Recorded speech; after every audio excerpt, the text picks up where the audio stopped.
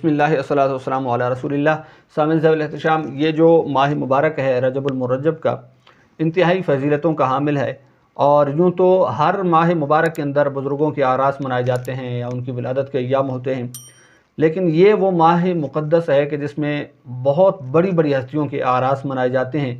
اور ان کی ولادت کے یا شہادت کے ایام موجود ہیں، لیکن بہت سے ہمارے حضرات جو ہیں وہ دوست احباب ان ہستیوں سے یا ان کی یہ جو مخصوص ایام ہیں ان سے وہ واقف نہیں ہیں، اور ضرورت اس امر کی ہے کہ ان بزرگوں کے ساتھ اپنا تعلق ہم مضبوط کریں، ان کی یاد کو تازہ کریں، ان کے عرس مبارک منائیں اور ان کے لیے محافل و جو مجالس ہیں ان کا انعقاد کریں، اور اپنے گھروں میں بچوں کو، ماں بہنوں کو یہ بتائیں کہ وہ کیسی ہستیاں تھیں، کیا ان کے کارنامے تھے اور اللہ رسول کے ساتھ ان کا تعلق کیسا تھا۔ اب اس ماہ مبارک میں سب سے پہلے تو 13 رجب المرجب کی وہ تاریخ، وہ بابرکت لمحہ ہے، وہ سعادت والا دن ہے کہ جس میں مولود کعبہ، تاجدار حلعتہ، مولا المؤمنین، خلیفۃ المسلمین، حجت اللہ علی العالمین، امیر المؤمنین، حضرت مولا مشکل کشا شیر خدا کرم اللہ تعالی وجہ الکریم کا یوم ولادت ہے۔ اس دن کو خوب سیلیبریٹ کریں، اس کو منائیں، اور گھر میں اپنے بچوں کو بتائیں کہ حضرت مولا علی رضی اللہ تعالیٰ عنہ کی ہستی کیسی تھی، آپ کا مقام و مرتبہ کیا ہے، اور آپ کی شان کیسی ہے، آپ کی رفعت اور منزلت کیا ہے، اور آپ کے فضائل اور مناقب بیان کیے گئے ہیں، تو انشاءاللہ ان کو بھی ہم ایک ویڈیو میں لا کر آپ کے سامنے عرض کریں گے، اور 13 رجب المرجب سے پہلے انشاءاللہ وہ ویڈیو جو ہے آپ دوستوں تک پہنچ جائے گی۔ اور اس ویڈیو کو اسپیشلی سننے کے لیے، ویسے میری عادت نہیں ہے کہ میں لوگوں سے کہوں کہ آپ میرے چینل کو سبسکرائب کریں یا ہمارے ساتھ جڑے رہیں وغیرہ وغیرہ، یہ نہ الحمدللہ میری عادت ہے، نہ اس چیز کا میں قائل ہوں، لیکن یہ وہ ہستیاں ہیں جن کے ساتھ جڑے رہنا، جن کے ساتھ تعلق رکھنا بڑا ضروری ہے۔ تو صرف ہماری اس ویڈیو کو کہ حضرت مولا مرتضیٰ مشکل کشا شیر خدا رضی اللہ تعالیٰ عنہ وسلام اللہ علیہ آپ کے فضائل و مناقب کے اندر جو وہ ویڈیو انشاءاللہ ہم لائیں گے، تو اس کو بر وقت حاصل کرنے کے لیے آپ ہمارے چینل کو سبسکرائب کریں، تو انشاءاللہ اس سے پہلے وہ فضائل اور مناقب آپ تک 13 رجب المرجب کی تاریخ سے پہلے انشاءاللہ آپ تک پہنچ جائیں گے۔ اور وہ ویڈیو چاہے آپ اپنے طریقے سے دیگر علماء کو بھی سنیں،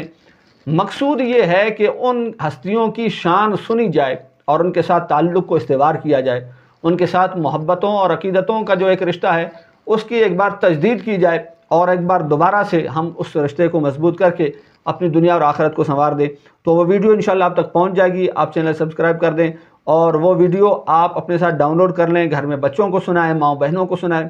اور پھر خود بھی بتائیں کہ حضرت مولا علی کی ہستی کیسی ہیں اور ان کی شان کیا ہے۔ انشاءاللہ اس پہ دمدار ایک تقریر جو ہے وہ چند ایک منٹوں کی وہ آپ کی بارگاہ میں ضرور انشاءاللہ ہم عرض کریں گے۔ پھر ان کے ساتھ ساتھ حضرت امام جعفر صادق رضی اللہ تعالیٰ عنہ کا عرس مبارک بھی اسی ماہ مبارک کے اندر ہے۔ حضرت امام جعفر صادق رضی اللہ تعالیٰ عنہ یہ چھٹے امام ہیں جو کہ حضرت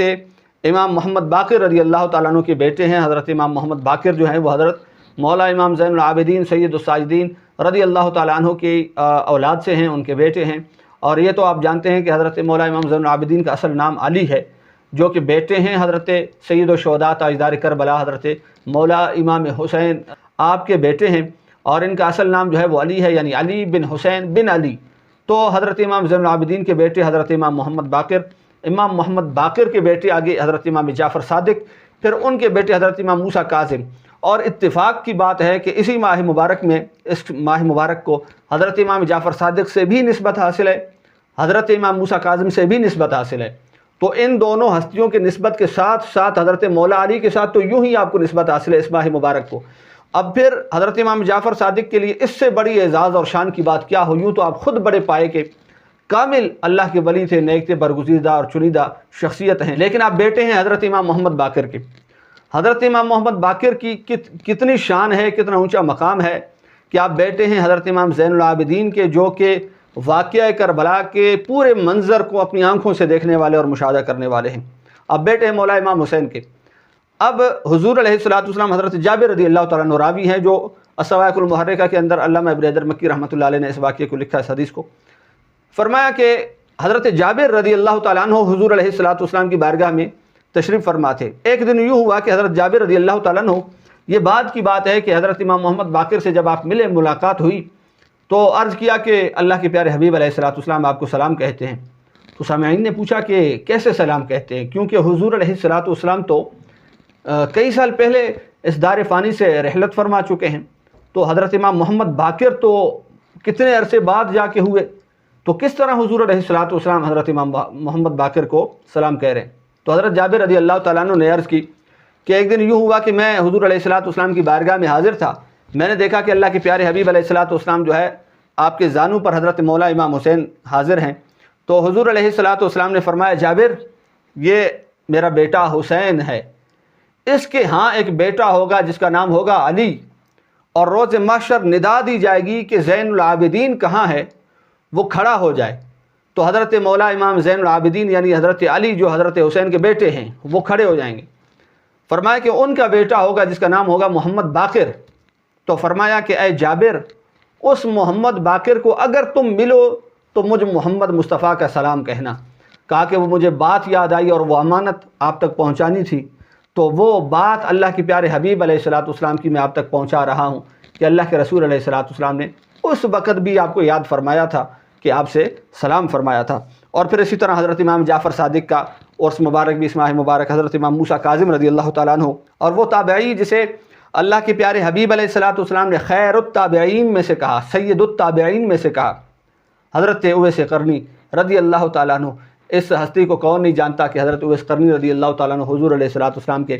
کیسے سچے پکے عاشق گزرے ہیں، کس طرح حضور علیہ الصلوۃ والسلام کے اور آپ کے صحابہ کی، آپ کے اہل بیت کے حبدار، محبت کرنے والے اور عشق کرنے والی شخصیت گزرے ہیں۔ پھر آئیے حضرت امام شافعی رضی اللہ تعالیٰ عنہ جو فقہ شافعی کے بانی ہیں، مجتہد ہیں، اور بڑا مقام اللہ نے عطا فرمایا، ان کا بھی عرس مبارک جو ہے اسی ماہ مبارک میں اندر منایا جاتا ہے۔ اور پھر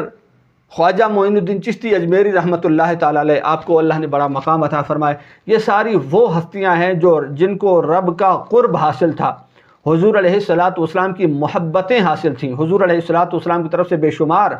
عنایات و اکرامات و نوازشات، یہ ساری چیزیں عطا تھیں، لیکن اس میں کارآمد جو قدرت تھی وہ باری تعالیٰ کی تھی۔ اللہ تعالیٰ کے فضل اور کرم سے حضور علیہ الصلوۃ والسلام کی نگاہ عنایت سے انہیں جو مقام اور مرتبے حاصل تھے اس کا کیا کہنا اور ان کو کیا بیان کرنا۔ تو بہرحال آپ جتنے بھی سامعین ہیں، جس تک یہ بات پہنچے اور جس تک نہ پہنچے، یہ دوست آگے پہنچانے کی کوشش کرے کہ یہ جتنی بھی باتیں ہیں، جتنی بھی ہستیاں ہیں، جس میرے دوست تک میرا یہ پیغام پہنچے، وہ کوشش کرے کہ اس کو زیادہ سے زیادہ اپنے دوستوں تک شیئر کرے، اپنے گھر والوں تک شیئر کرے، تاکہ وہ ان بزرگوں کے اعراس منا کر، ان کے ساتھ نسبتوں کو استوار کر کے، ان کے ساتھ عقیدتوں اور محبتوں کا تعلق اور رشتہ جو ہے بار دیگر ایک بار مضبوط کر کے اپنی دنیا اور آخرت کو سنوار دے۔ میں یقین کے ساتھ کہہ سکتا ہوں، پورے ایمان، ایقان اور اذعان کے ساتھ کہہ سکتا ہوں کہ آج جو ہم ذلیل اور خوار ہیں تو اس کی وجہ جہاں یہ ہے کہ اللہ رسول سے ناطہ توڑ دیا، قرآن اور نماز سے رشتہ چھوڑ دیا، وہاں سب سے بڑی اور بنیادی وجہ میں سمجھتا ہوں کہ یہ ان ہستیوں کو ہم نے بھلا دیا کہ جو اللہ رسول تک پہنچنے کا ایک کامل اور مضبوط ترین ذریعہ تھے، قرآن اور حدیث کو سمجھنے کا ایک بہترین ذریعہ تھے۔ اہل بیت وہ نہیں ہے کہ اللہ کے پیارے حبیب علیہ الصلوۃ والسلام نے فرمایا کہ میں تمہارے اندر دو چیزیں مضبوط اور بڑی دمدار، بھاری اور شاندار چھوڑے جا رہا ہوں، بڑی جاندار چھوڑے جا رہا ہوں۔ وہ کیا ہیں؟ ایک روایت میں کہ قرآن اور میری اہل بیت، دوسری میں حدیث اور میری اہل بیت۔ یہاں پہ ہمارے جو علماء کرام ہیں انہوں نے کہا کہ حضور علیہ الصلوۃ والسلام نے یہ کیوں نہیں فرمایا کہ میں تمہارے اندر صحابہ اور قرآن کو چھوڑے جا رہا ہوں یا صحابہ اور حدیث کو چھوڑے جا رہا ہوں، یہ کیوں فرمایا کہ اہل بیت اور قرآن کو چھوڑے جا رہا ہوں، اہل بیت اور حدیث نبوی کو چھوڑے جا رہا ہوں؟ کیونکہ صحابہ کرام رضوان اللہ تعالیٰ علیہم اجمعین کو اللہ نے جو مقام عطا فرمایا اس میں کوئی شک کی گنجائش نہیں ہے، بلکہ جو شک کی گنجائش رکھے وہ ضال اور مضل ہے، وہ گمراہ ہے، وہ گمراہ کرنے والا ہے، وہ مردود ہے اور راندہ ہوا ہے، وہ ذلیل اور رسوا ہونے والا بندہ ہے۔ لیکن اللہ کے پیارے حبیب علیہ الصلوۃ والسلام کی نگاہ نبوت کہیں اور دیکھ رہی تھی۔ وہ نگاہ نبوت کہاں دیکھ رہی تھی کہ میرے صحابہ جو شرف صحابیت کے ساتھ فیضیاب ہیں، مستفید ہیں، وہ یا تو میرے بعد 10 سال رہیں گے یا 20 سال رہیں گے یا 50 سال یا 100 سال یا 150 سال یا 200 سال، کب تک رہیں گے؟ تو اس وجہ سے یوں نہ ہو کہ قرآن کے ساتھ تو رشتہ رہے اور پھر صحابہ رضی اللہ تعالیٰ عنہم اجمعین وہ 150 سال یا 200 سال کے بعد ختم ہو جائیں اور اس دار فانی سے کوچ کر جائیں تو لوگوں کے لیے مسئلہ بن جائے۔ تو اس وجہ سے فرمایا جیسے قرآن قیامت تک کے لیے ہے، میری اہل بیت بھی قیامت تک کے لیے ہے، اب ان کے ساتھ جڑ جاؤ، انشاءاللہ